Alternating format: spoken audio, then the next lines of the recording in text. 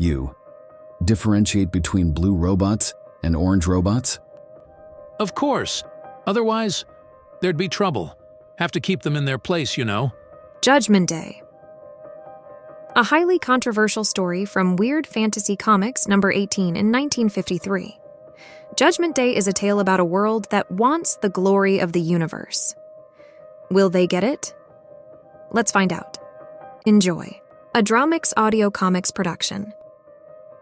Judgment Day. The man roared down from the night sky. He'd come from the infinite void of space, across the endless cosmic vacuum. He'd come from the planet Earth. He'd come in a ship of gleaming alloys, belching blue flames and yellow clouds from the atomic dust. And he'd come alone. He stepped to the port amid the cheers of the robot population.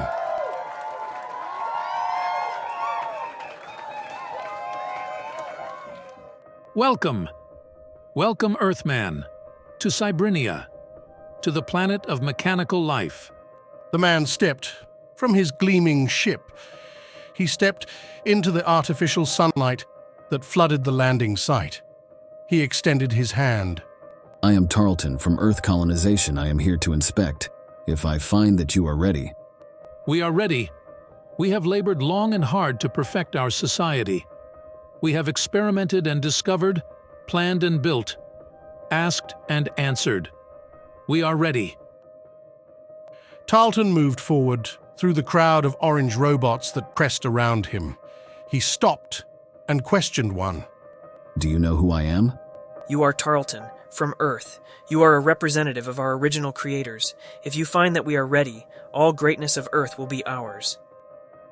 Tarleton nodded. The artificial sunlight danced on his space helmet. Quite right.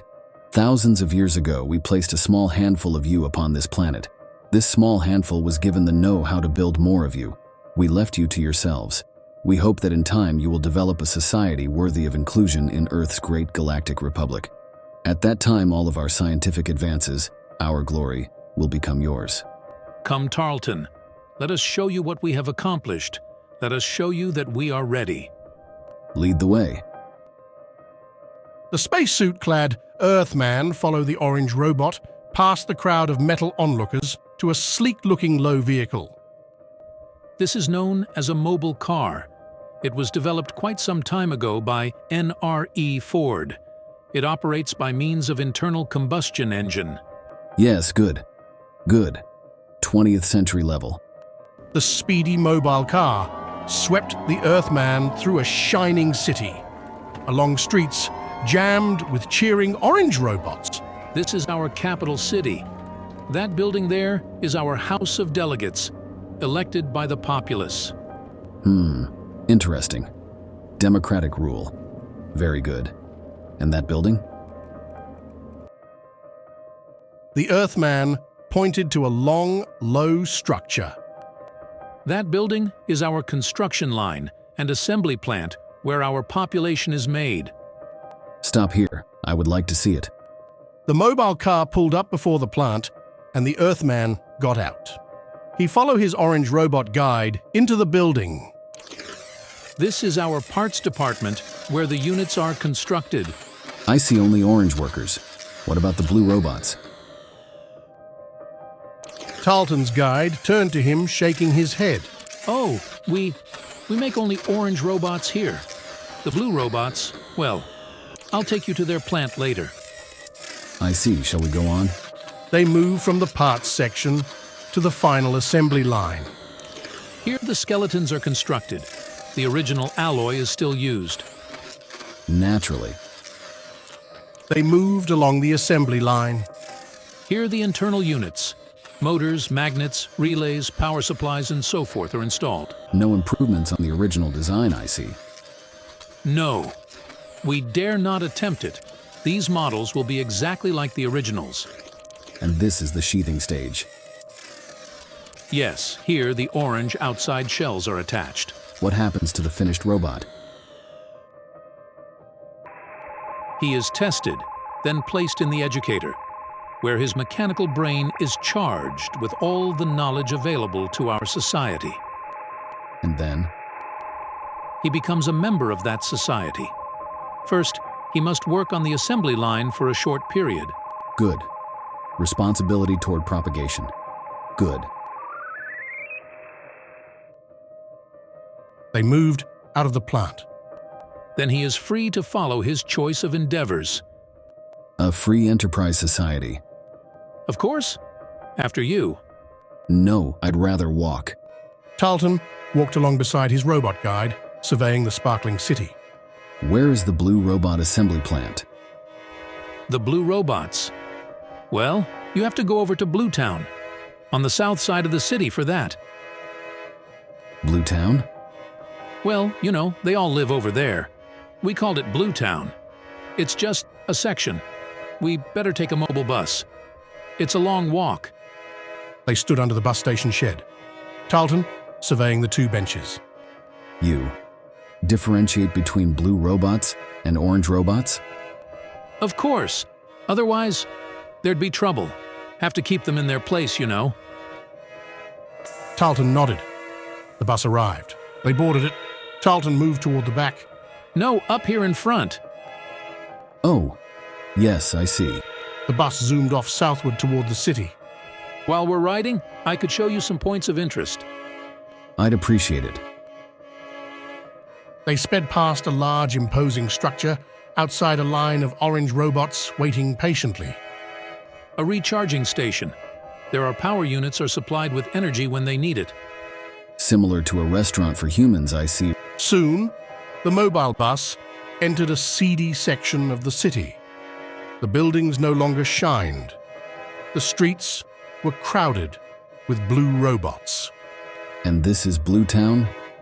Yes, there's the plant, the blue assembly plant. Tarleton and his robot guide alit from the mobile bus, and it sped off. You better go in alone, Tarleton. I'll wait out here. Have you ever been in the blue plant? The guide shook his head. No, I hardly ever come to Blue Town.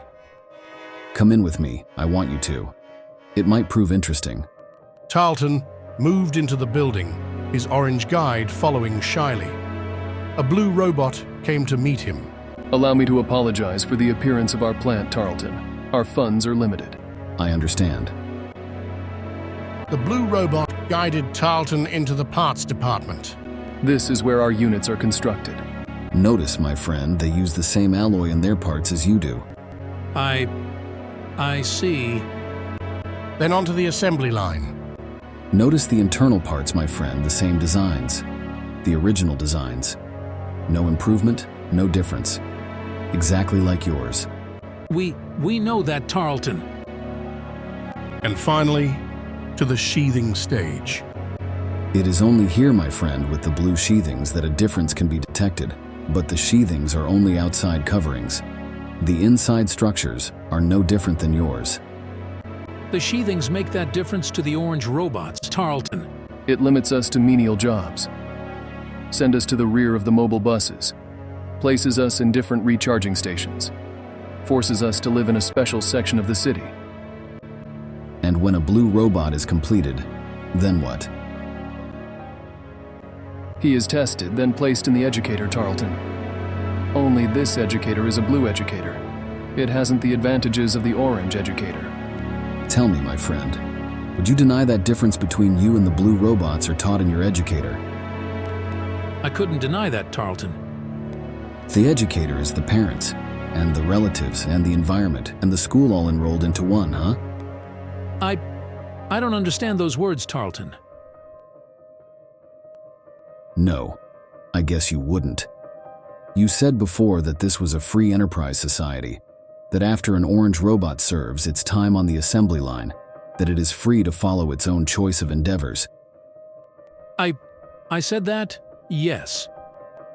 That, of course, does not include the blue robots. Huh. Their choices of endeavor are limited. You are lecturing me as though all this were my fault, Tarleton. This existed long before I was made. What can I do about it? I'm only one robot. I am sorry, my friend. Yes, I know you are only one robot. That is why I'm afraid that Sabrinia is not yet ready to join the Great Galactic Republic. No! Wait! Tarleton! Tarleton moved out of the blue assembly plant through Blue Town. The orange robot hurried after him. Why? Tarleton, why aren't we ready? Ask yourself that, my friend. Tell your fellow robots to ask themselves that question. Tarleton moved fast. The robot clanked behind him. Is there any hope, Tarleton? For us? Of course there is. Tarleton stopped below his gleaming rocket. Of course there's hope for you, my friend. For a while on Earth, it looked like there was no hope. But when mankind on Earth learned to live together, real progress first began. The universe was suddenly ours. And when we learn to live together? The universe will be yours too. Goodbye, my friend. Goodbye, Tarleton.